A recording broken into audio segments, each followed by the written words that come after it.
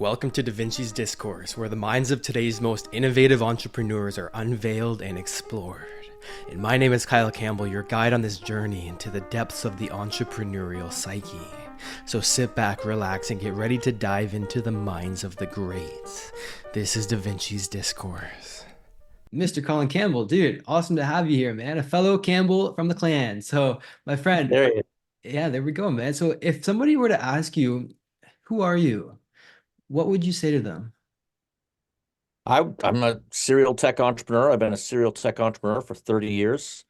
I've had a lot of successes, a couple publicly traded companies, and I've had a lot of failures. It's been a roller coaster over the last 30 years. And about 10 years ago, I was asked to speak at MIT on the topic of how I was able to start, scale, exit, and repeat that over and over again. And I spoke to a group of about 60 successful entrepreneurs. And really, we began to see a number of patterns that existed within those companies that we had started. And it was really all about the story, the people, the money, and the systems, and how it changed between start, scale, exit, repeat.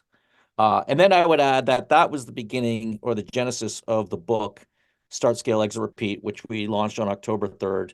And so now I guess I can say I'm also a #1 best-selling author on Amazon as well. Right Number on. one in 13 categories on Amazon. So we're having a lot of fun with this, and it was a big project. It did take 10 years to write, and Hmm. but you know what? In the end, it seems like people are really enjoying it. Well, no kidding, man. Yeah, you can tell by the reviews too. So what are some of the things that you're up to nowadays? What's your passion? What's the new mission? Yeah, so I continue to operate companies. I'm involved in about 20 companies. I'm principal shareholder of 10 companies.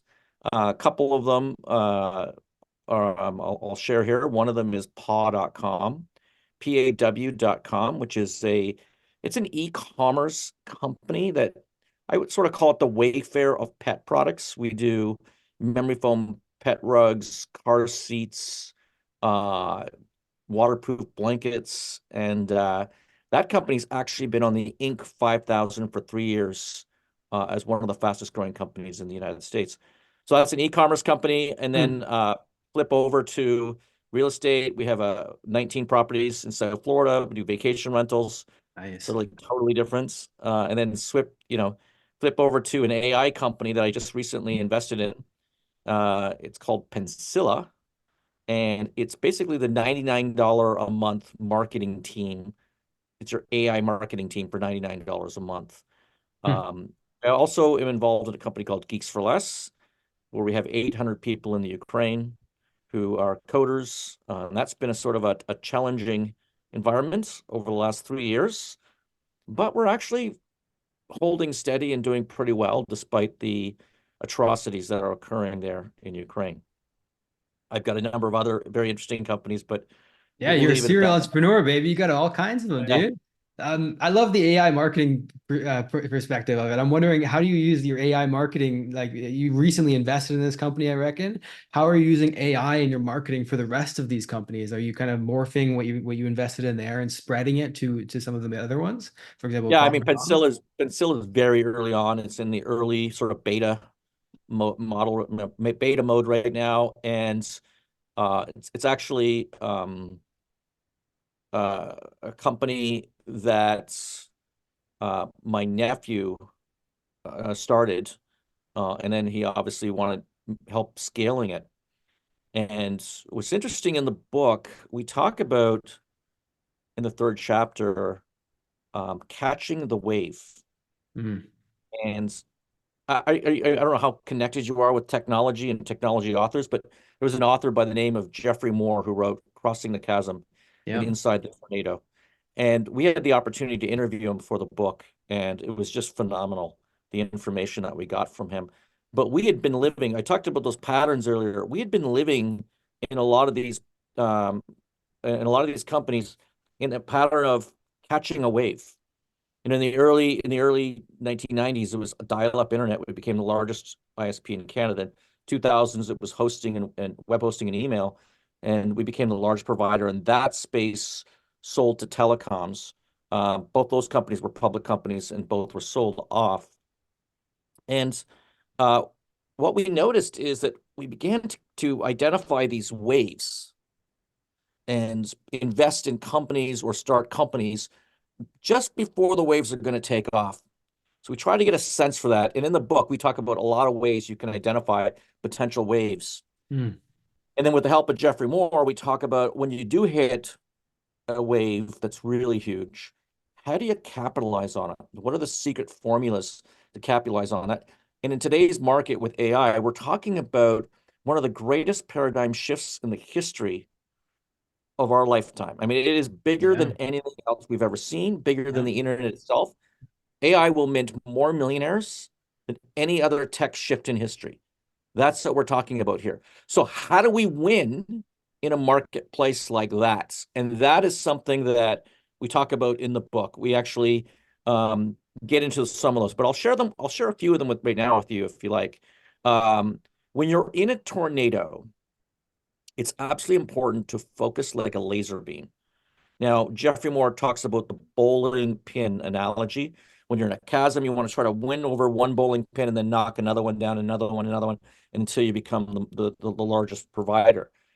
Well, when you're in a tornado, it's also important to focus on the laser beam focus, because you want to be the best in the world at it. Yeah. And you've got a lot of competition. So in the case of Penilla, when it first launched, the CEO was thinking about making the product available for all businesses until we had this conversation, and he realized I can't compete with Canva, right? So what I'm gonna do now is I'm gonna say, okay, how can I be better and the best in the world at one particular thing? And that's by being the best in the world at e-commerce companies. And we had a number of e-commerce companies in our portfolio. So we decided to, or he decided to build the technology for those e-commerce companies. He really understood them. Build the APIs into Klaviyo and Shopify and make that product the best in the world, so that everybody can identify it as being the best in the world, or the best solution in the world as well.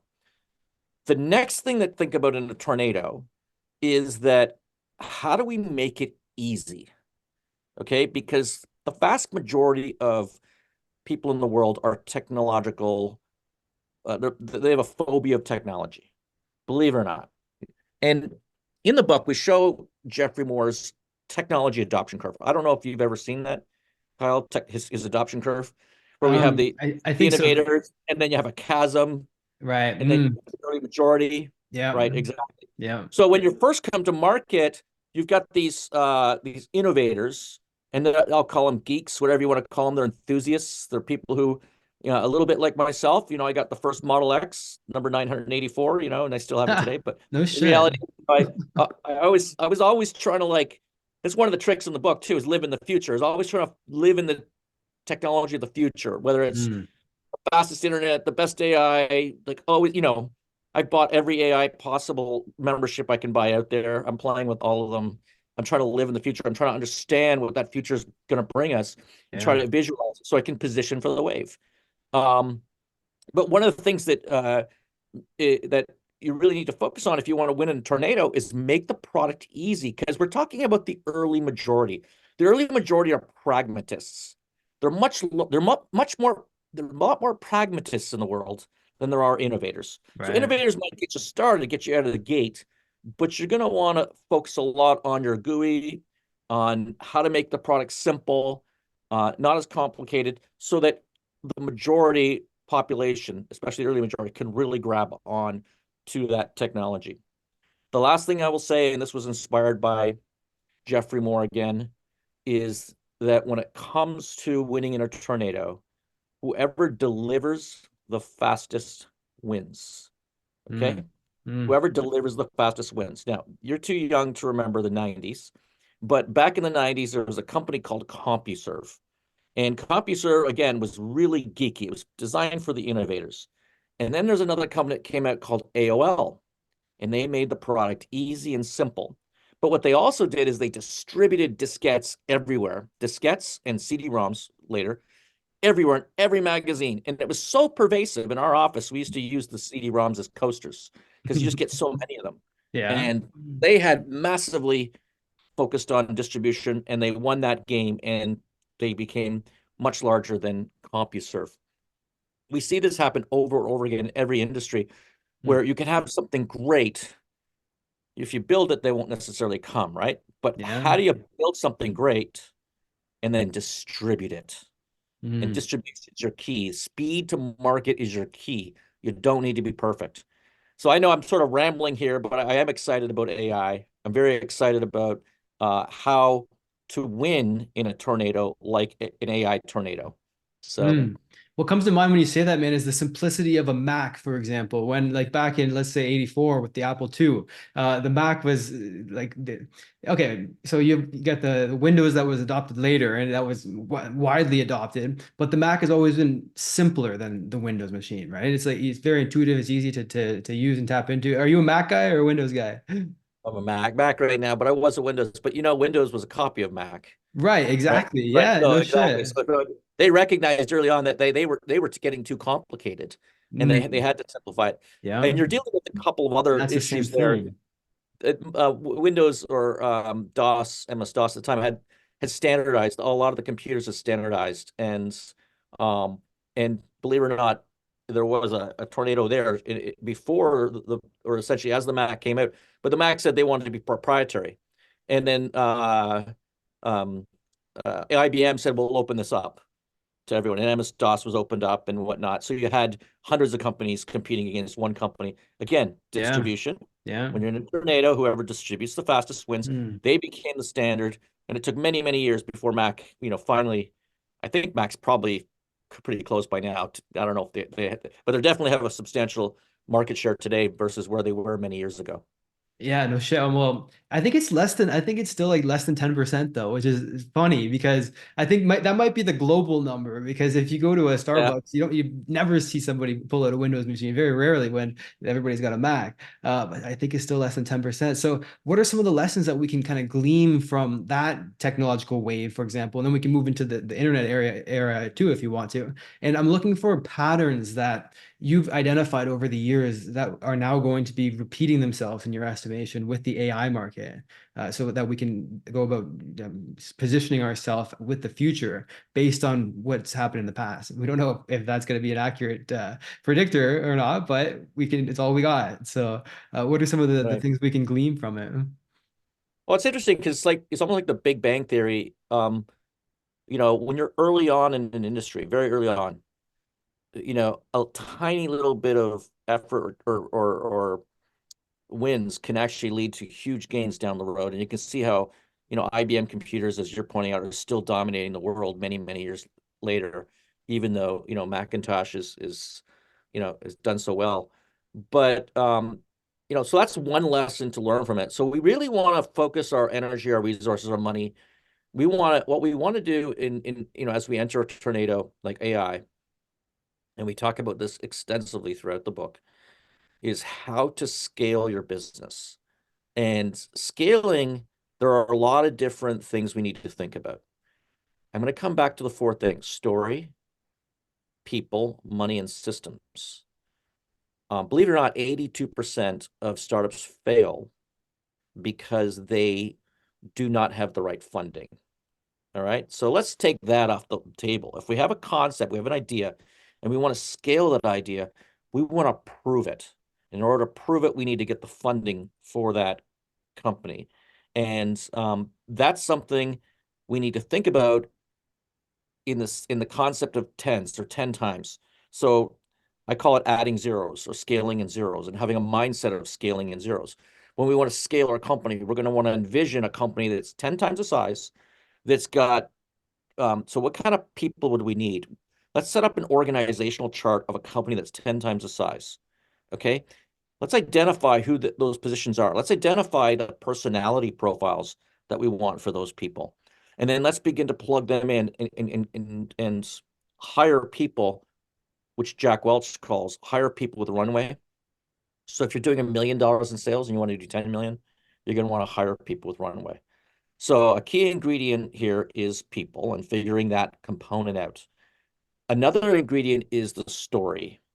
And I think one of the coolest chapters in the book is the one that talks about X factor. Mm. And X factor is something unique and different that you have that no one else has. Um, and it reminds me of a story that we talk about in the book by a gentleman by the name of Joe Foster. Joe Foster was the founder of Reebok. And in 1979, he actually had only $9 million in revenue. And then it wasn't until he won 3 5-star reviews in Runner's World that one of his employees identified an opportunity to go into a space called aerobics. See, none of the two companies were in that space. So they decided to go what Joe Foster calls into the white space, into a place that no one's operating at. See where I'm coming at here, okay? Yeah. And they went into that space and they caught their big break. Jane Fonda wore the shoes. And in 4 years, it went from 9 million to 900 million. It's actually larger than Nike. It was 1986 was the largest shoe company in the world. And they've fallen back since, they're only worth a few billion today. But it just demonstrates the importance of going into the white space. At paw.com, that dog products company, we invented memory foam dog rugs. We invented waterproof blankets. When I say invented, we pioneered these categories. We pioneered the memory foam car seat, single, dual, and triple car seats for the back of your. We pioneered these 3 major categories. We decided to go into nutraceuticals for dogs, and we have almost 1 million customers. And we're like, okay, let's go to this. Like, all we need is 1% of our customers. It'll be great business. We sold 37 subscriptions, and I was one of them. We decided to go into shampoos, and mind, we're an e-commerce company, and at the time they didn't really think about what about shipping and all, but we went into shampoos. We literally have 100-year supply of shampoo. If you want shampoo, it's a really good deal, but we finally liquidated it.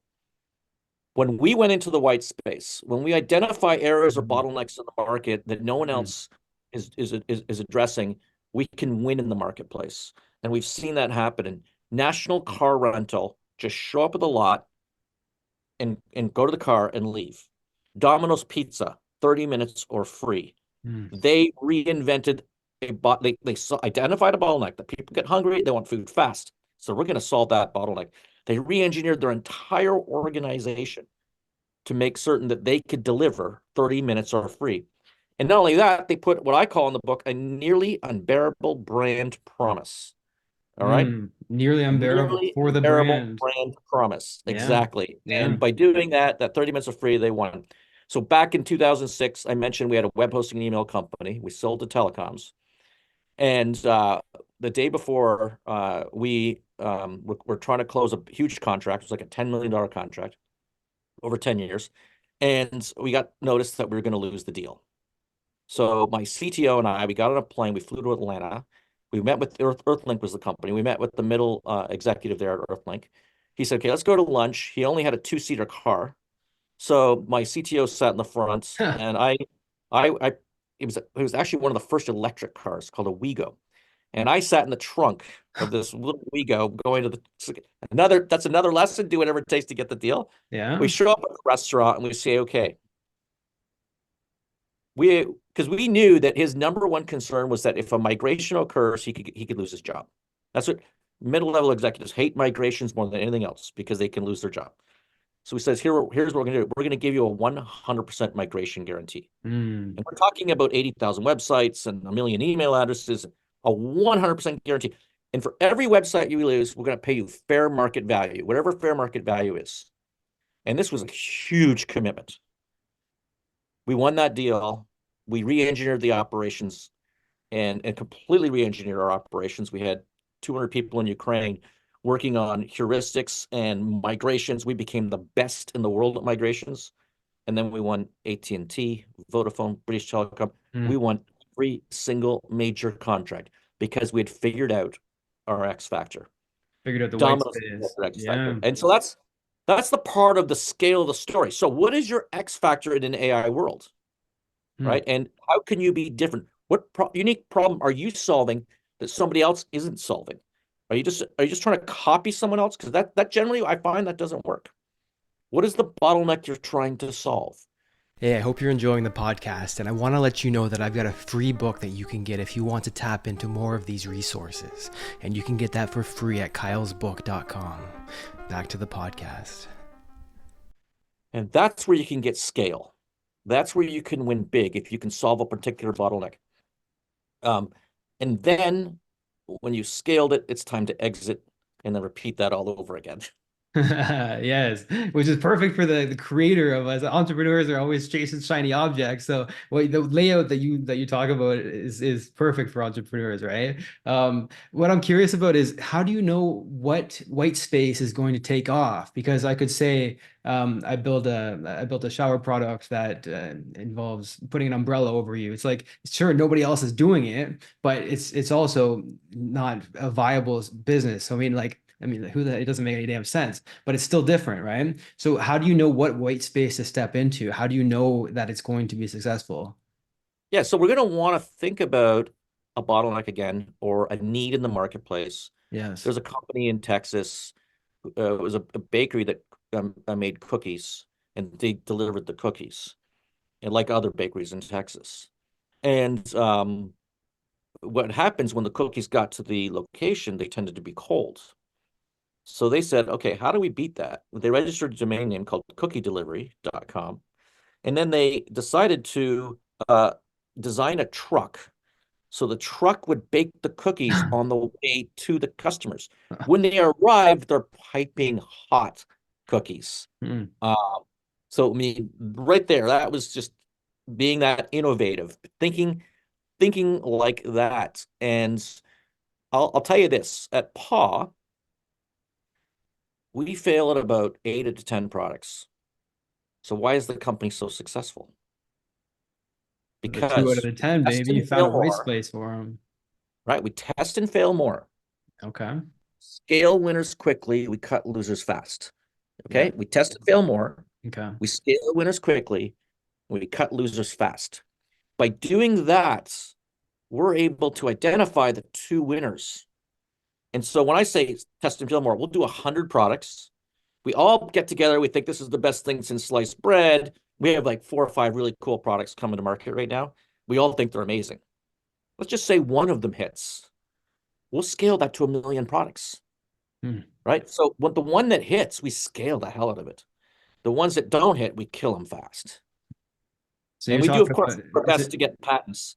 Patents protect them. I have a whole chapter on defense and moats and registering for patents and Mhm. distribution of the moat. And there's all these, there's so many components to starting, scaling, exiting, repeating, and having it be successful at all occasions. But failure is part of the concept. Failure of a product or even failure of your companies, they're the scars of our past that guide us through our new ventures. They really Hmm. are. And as long as we can Hmm. learn from that, I we like can that. build going forward. The stars of the past that guide us to new Scars of the adventures. past. Yeah. That's right. I got a lot of Wow. scars. I got a lot of scars. No shit, man. I what I heard originally was stars in the past, and so I was thinking Oh, it's scars. It's but scars. scars too, Scars. baby. Yeah, for sure. But I'm thinking I like the stars analogy too because what you're talking about is like stars in the infinite canvas of space. So let's say there's the stars which are the failures, but there's the infinite space that surround the stars where there's the potential. We're I'll have talking to about think white this one space. through. I'll Yeah, have to think. maybe Stars. this is more to flesh out there. Yeah. But going back to the white space, trying to find white space that you can build in that there's nobody else in the market that's doing this one thing. That's what I mean by this analogy is because the stars are what's already been done. They're the material in the infinite, and the space is what you're aiming for to build something in that nobody else has been able to build in there before. Um, but certainly a lot of scars in the past, man, too. No doubt about that. It's yeah, that's a part of it. So what your theory is, and this is more than a theory, this is your practical action steps that have worked for you is massive amount of testing, get that over with, not being emotionally attached to any result, but saying if this works, then we're going to scale the shit out of it. But we're not going to overinvest. We're not going to buy $1 million worth of shampoo without testing that the market wants it first, right? And maybe that's a sore spot for you. I don't know. That's a Sore spot. But yeah. No, I right. mean, like the reality is, yeah, the reality is egos get in the way, Yeah. right? Sometimes Yeah. we think we know better than our employees or others. Yeah, no But shit. no, we've changed the culture of paw. We've made our mistakes. We have our scars, and now we tend to test and fail more, scale winners quickly, and cut losers fast. As part of scale it winners quickly, we have a formula now where we have a multi-distribution strategy. So that it used to be just Facebook marketing, and that was our main focus, and maybe Google marketing. Now, of course, we do Facebook, Google, but we also do QVC. We do companies like BarkBox. We do Mm. Good Morning America. We have a multi-tiered distribution strategy. And once you've set up that distribution path, when you do launch a new company, a new product that's a hit, you can scale it very quickly. Right. Okay, You've got so the relationships in distribution, place. do not underestimate how important distribution is part of the model of scaling a business. That presumes that the product is successful already. So let's say that we're still in the testing phase. How do you go about testing? So let's say you've got 10 products, which I mean, an entrepreneur, okay, let's say, like I said, they've got ideas galore. So instead of saying, I think this is what the marketplace will like and buy, most importantly, you test all 10 of them. What's your testing process look like before you launch it on the QVC and then Morning America? How do you go about testing it to get the results immediately so you know which one to You scale? we're talking specifically here about e-commerce, but if you're in a subscription business, there may be different KPIs. With e-commerce, when we send it out, we send it to our existing customer base and see if there's demand. Okay, that's yes, there's demand. Good. Phase two, let's just put it on Facebook. Let's start marketing it. Let's check out what our ROAS, return on ad spend is. If our return on ad spend is 3.5 or higher, let's scale to infinity as long as we have the margins to do it, right? And then once that works, okay, now we have a hit. Let's push that into Petco or Wayfair or all the other distribution channels as well. So we have a model. We actually wrote it out to say this is where we start. This is where we go. If you are in a subscription business, we're going to want to look at, and this is a little trickier with subscription because your cost of acquisition is a little higher, but you're going to want to look at what your cost of acquisition is versus your lifetime value of that customer. And as long as you're positive, you should be able to accelerate to infinity as long as you have the funding, because subscription businesses require funding. But they're the ones that venture capitalists like to back the most. So if you're in that kind of business model, you're going to want to look at that. And it's going to be tricky in the first 1,000 customers, first 100 customers, first 1,000, to get a model where you're acquiring at such low costs and your lifetime value is X. Now, as an example with Penilla, your AI marketing team, we've been under development now for 15 months. We work with multiple AI platforms. We know it's going to be challenging at the beginning, and this is just coming out now. This is like live, like but we're applying all of what we know about the tornado, right? What we talked about earlier, right? So we're testing different models and advertising campaigns, et cetera, et cetera. And we've also now connected with influencers who are huge in the e-commerce industry, and we've cut affiliate deals with them to take this in the market to blow it up really quickly. Early, we've seen pretty good results, but that's because there's a tornado with unlimited demand. We know that, right? And everybody wants a low-cost way of managing their social media, their ads, that kind of stuff, all on a platform, and that's what Penilla does. Is it going to be to the point where it'll actually create the content, post it automatically, where we don't have Yep, to do any it manual already does. intervention whatsoever? It already does that. And how it does that is it looks Hmm. at your product pages on your website. Okay. So it's going to start with that. It can actually help you improve your product pages and your landing pages, but it'll start with but you could literally have it do that, and it'll come up with 25 different advertisements based on the time of year, themes, all that kind of stuff. And, you know, maybe it's not 100%, but maybe it's 90% so that somebody who goes in there can simply look it over and improve it or add to it or edit it. And then it'll automatically schedule based on all social media channels and advertisements. I love that, man. That's what I'm looking forward to is a totally autonomous. I don't want that. I don't want the 10% even. I want to just say, okay, here's my social media channels, upload some data, it scans your website, and then have it completely automated. I don't have to do a thing. It just automatically takes the content from a podcast, for example, and repurposes it without my having to do anything throughout all the channels. That's what I'm looking forward to. And that's the beginning of it, right? Neil Patel, what he told me was that he thinks the AI is overestimated for now, but underestimated in And time. actually, what's cool there, Al, You're lagging out a little bit. What's up? yeah, no, that's not. I was gonna add that this is what AI is doing, it is taking average people like me and producing phenomenal content, phenomenal productivity. I liken Yeah. it to Tony Stark strapping on that suit Ha, and what he can achieve when he wears that suit, right? It's like yeah. I mean, I've literally written contracts with it. I've done board motions. I've done legal memos. I've done calculations. We've done marketing. We've done content writing. We've reduced our cost dramatically, legal and content at PAW, and it's improved customer service. Uh, Someone who's in Philippines who may not have the perfect English doesn't matter Yeah. anymore. Yeah. As long as you got good content, as long as you got a good understanding, you could write a freaking movie script if you want now. As long as you got some imagination, that's even that. We have to go into the white space. I often say people don't use AI to write your business plan. In the book, we have a 4 sticky note business plan. You can do it in 30 minutes. But we want the power of the entrepreneurial mind. You can never outsource the entrepreneur. We don't want groupthink to come in. Now, that being said, once you've got your idea and you're solid, you can use AI to write that investor plan for you.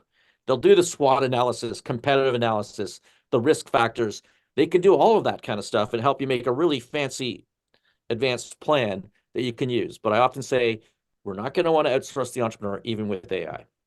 You got to build the Mhm. plan yourself because we think differently. We don't think like the way that AI would think. They're thinking like the way the majority of the population would think. Right. That's a good We want point. to think Mhm. differently, right? At least So pointed in the direction of thinking in this realm. But I like it. It's not going to replace the creative mind because I mean, okay, who knows, man? But right now, it's certainly not replacing the creative mind. That's for damn sure. When it came to finding the white space for paw.com, for example, let's say for the memory foam carpets, how did you know that? I mean, like, sure, we go about testing it, like we talked about, but how did you know to come up with that idea? How did you come up with that idea originally, and well, I then mean, we to were start inspired to marketing to do that begin because with? we had sort of traditional dog beds, Right. the bolster dog beds and whatnot, and they were doing okay. They were doing okay. But then we found there was just a lot of competition, and one thing we talked to our customers about is they were saying, look, we don't like them because they're ugly generally. And could we fit them in the decor of the home? And I think that's really the thesis of paw.com is that, we want them to look great in the home, like a piece of art in the Yeah. home. Mm. But at the same time, we want them to be comfortable for our dogs. And why can't we have memory foam in a rug for a dog that they could just lie on? And, ideation, we came up with it, we tested it, it worked, and we scaled that. And we sold now almost 1 million rugs and blankets. Over 1 million. We sold well over 1 million. Yeah, rugs and blankets. And now car seats are taking off as well. So Freaking crazy, man. But what I'm trying to get out of you is the creative process that you undergo to find the white space to begin with, so that any other business owner, whether it be a consulting business or a Facebook ad agency, whatever, they'll be able to use your methodology for finding white space and then be able to tailor it to work for them in their business. So what's the yeah. process look like for developing that The white one thing space? we do is we do actually talk about this in the book as well. We do 2 days of strategic planning, 88 days of execution. So Yeah. we have our team go off site and we will ideate around products that we've seen. Now, a number of us are always looking out for it, right? We're always looking to say, what's innovative? What could actually work here? Does this make sense? Um, the other day I was in the pet store and we saw a piece of furniture for a cat that looked like a coffee table. I mean, so we're always trying to think about those types of products in line with who paw.com is, right? We're not a Right. shampoo distributor. We're not a nutraceuticals. What we are is a pet furniture and design company making pet products look really cool in your home and also comfortable for your pet. And as long as we stay within our core mission, we tend to do pretty well. So we actually do have structured you know um, meetings with our entire team, and we brainstorm on these products, and we're always aware. We're always looking for those opportunities that we can build on and be different. See, you don't always have to be completely different. You can be a little bit different, and that matters on Amazon. That matters on wherever you're going to be selling your products on.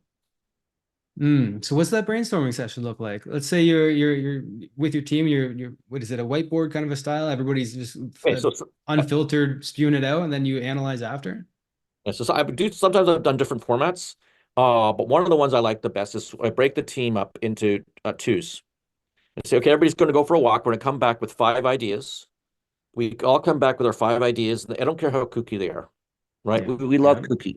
Yeah. We love different. I came up with the idea 5 years ago of doing a shopping cart tote. So you bring your dog, Yeah. you can put the shopping cart and put it, and they all laughed at me, by the way, 5 years ago. We just launched that and it's a hit. It's going to QVC this month. All right. Hmm. So there's an example of how a product like that could evolve. And in any case, we break up into twos. Everybody goes on their way. We come back. We throw the idea, go around circles. We throw the ideas on the board. We all walk up and we put our check marks on our top three. And then we bubble up. Here are the top 4 or 5 ideas. And this is sort of a consensus building way. Now, don't freak out if you're the type A entrepreneur who's an inventor who says, well, what the heck? I don't want to trust my team, right? Believe Yeah. it or not, believe it or not, you'll be surprised at the results you get from it. Hmm. And again, I'm not suggesting that there aren't Steve Jobs in the world out there, and there aren't, you know, there's a lot of innovation that can happen. And by the way, this is a plebiscite. It's not a referendum, which means that that it's optional. You know, the leader will choose what they want to do in the end, but you're sort of getting a consensus. It's interesting on, that show Who Wants to Be a Millionaire? Yeah. Yeah. What do you think's better? Is it the call for an expert lifeline, or is it the crowd? Who comes up with a better score? Oh, the crowd every time. I mean, Yeah, it's so you know the show. So it's like something like yeah. 61% are, call a lifeline, and 90% plus is the Hmm. crowd. Yeah. So there is power there is That's a good genius point. the people around you. And Mm. when you try to tap that genius, you'll be surprised what you come up with. Mm. As long as you're able to recognize it. If you're all about, okay, this is my idea, and you're stuck on your ego and that's a dangerous formula. We really try to embrace the team and coming up with ideas. And doesn't matter who comes up with the idea, as long as everybody's throwing ideas in there, and it's an environment where you feel comfortable doing that.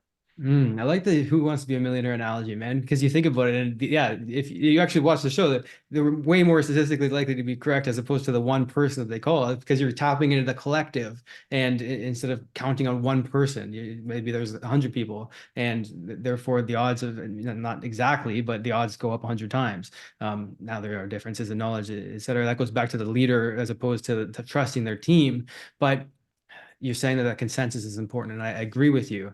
It just comes down to, well, what if my team doesn't have that creative ability, and that's why they're entrepreneurs as opposed to entrepreneurs.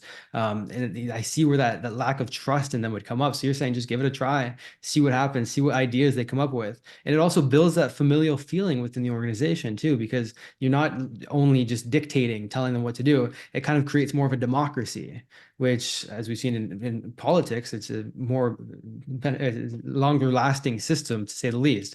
Hence the issues in Ukraine, et cetera. Yeah, I'm So, not certain I'd go as far as democracy. Like I said, it's really the entrepreneur. And again, now you right. need an entrepreneur that needs to identify that's a good idea. Oh, that's a really good idea. That we should do something like Yeah, that. yeah, yeah, yeah. Right. So, And see how to um, develop it.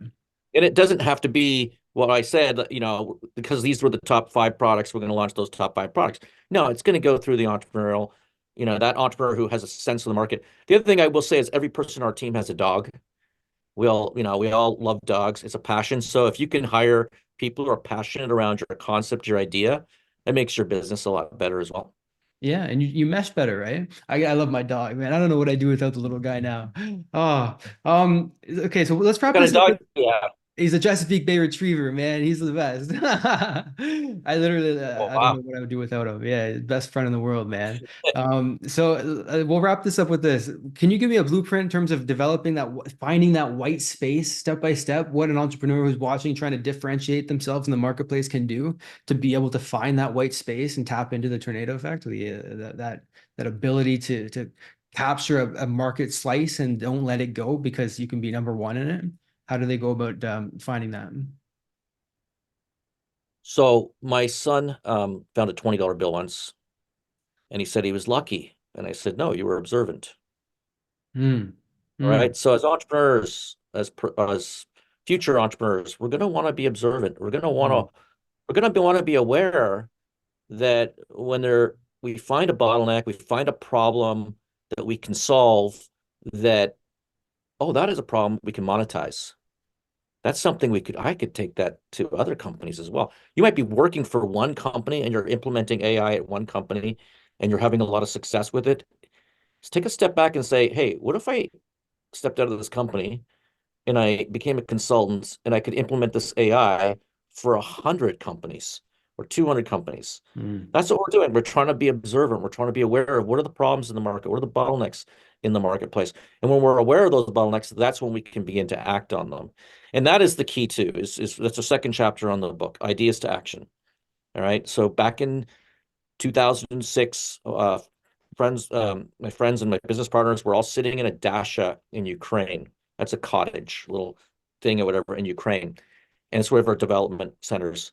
Mm. And we came up with this idea called My Yellow Button. And you press the yellow button on the phone because here's the issue in our prior company. We're traveling all over the world. We can't get a freaking taxi anywhere. So why don't we come up with an app? And we had an app company at the time developing apps that has a yellow button. You press it and you can see the car coming towards you. So we even registered the domain name. But then on Monday, the app company, nothing happened. They kept building the games. Whatnot. 2 years later, 3 years later, Uber launches, Lyft launches, Mm. and you can see the effect after that. Um, don't be one of those entrepreneurs or one of those people that sit back and have these great ideas but never act on them. You're going to want to start taking small steps, start acting on those ideas. We call it ideas to action. What are the things you can do right now? Getting the domain name, going to the trademark database, making certain you search for that name, putting a logo to it, vetting your idea with your friends and family, not the naysayers or the naysayers, but people are your peers. You can truly vet the idea through because you can sometimes vet it with them and you can make the idea better and better and better. And then we're going to want to test and fail more, scale winners quickly, and launch. Scale winners quickly and cut those losers fast. Mm. When you look at it from the test mindset, I get it because it's you're like you've got the ability to test and see what fails, right? See, that's the problem is how do you know what idea to latch onto? Because we've got ideas all the freaking time. It's like you see, we are observant of problems as entrepreneurs. It comes down to we can't do all of them. How do you know which one to focus on to put your energy into? Uh, what's your answer to that? Because, like I said, ideas, Well, I mean, it opportunities goes as far as everywhere, this. especially Sometimes now. I've seen this used is that someone will actually have a product idea. They'll build a nice advertisements, video, whatever. They'll post it on Facebook and they'll see how many orders they can get and what their ROAS is, even without having any product. Yeah, yeah, I If love it that. goes, just refund all the credit cards, say, oh, we apologize, but the product won't be ready till whatever. And then if it doesn't go, then don't take it any further. So you're not investing a lot. Like I think that's going a little too far. I think you can invest a little bit of money, get some prototypes out there, actually have some products and um, user generated content and that kind of stuff that you can use to market and test it. Sometimes you have to give your idea a little bit of time. You know, the CEO of Paul right now has been saying, I think we've been killing products too fast now. We might have gone from the pendulum of Huh. going too slow, Mm. going too fast now, killing products too fast because they didn't sell in this market, but they sell really well on QVC. So what's not, so it really depends. Yeah. It's hard, man, because you never know what's going to take off or not. It comes down to the testing at the end of the day. So, brother, dude, I think we walked through a lot of the process in terms of finding that white space and being able to step into it, as opposed to hoping, guessing, praying one day, maybe someday it's going to work out. You're identifying a ripple in the marketplace, a wave, and riding that puppy till the heyday. And hopefully it's the right one. If not, kill it and start again. But you've given us the And process today, man. So yeah, thank you. What else do you have to add before we kick this off here? yeah, and what's old again is new again, right? With Joe Foster from Reebok. And Right. just I've gotten to know him fairly well. We're friends now. And uh, you know, his story of going from 9 million to 900 million by going into aerobics, doing something that no one else does is incredible. And that was in 1979. It's like The Chip story Wilson about with reviews, Lululemon. how important reviews were, how important an influencer was, Jane Fonda wearing the shoes. What's Mm, old again is new again. And it's interesting that a lot of the theories that we have in the book, Start, Scale, Exit, Repeat, mm. here, in this book, a lot of the theories come from my experiences, but also from over 200 interviews. We interviewed 200 people, including Joe Foster, Jeffrey Moore, and Vern Harnish, and so many others Hmm. who were experts in the space. 50 of the interviews made the book. By the way, the book is designed for the ADHD entrepreneur. It has Perfect. 57 chapters. 57 chapters. It's color coded. The whole book is color coded. We Nice. have we have 30 illustrations, 180 callouts, and it really is broken down in such a way as to make it simple to read. It's actually a really fun physical. We made having a physical book fun again, and it's meaty. I admit it's meaty. It's when we published with Forbes. Forbes came to me and said, "You do realize your book is twice the size of any of our other books." Well, you know what? I couldn't. I just tried to cut it back. I just couldn't cut it back. There's so many components. But if you still not comfortable reading the Audible, we have a gentleman by the name of Robert Graham who did some Budweiser commercials. He actually reads the book and it does it very entertainingly. So it's just pop it on your phone or your car or whatever, and you can listen to the Audible as well. It hit #1 on 13 categories on Amazon. Came out October Yeah. 3rd, Hmm. and we're just a paperback is coming out in 2 months from now. So we're looking forward to that. Right on, man. So on Amazon, dude. Yeah. Thank you so much, man. And I highly recommend the book, dude. And you can tell you know what you're talking about just by the success that you've faced with your companies. So yeah, huge props, Amazon for the book. And yeah, Collin Campbell, man, thank you so much for being here. Thanks for having me on. My pleasure, man. All right. I hope you enjoyed that podcast episode. And if you want to get a free copy of my book, go to kylesbook.com and you can get a copy there. I'll talk with you soon.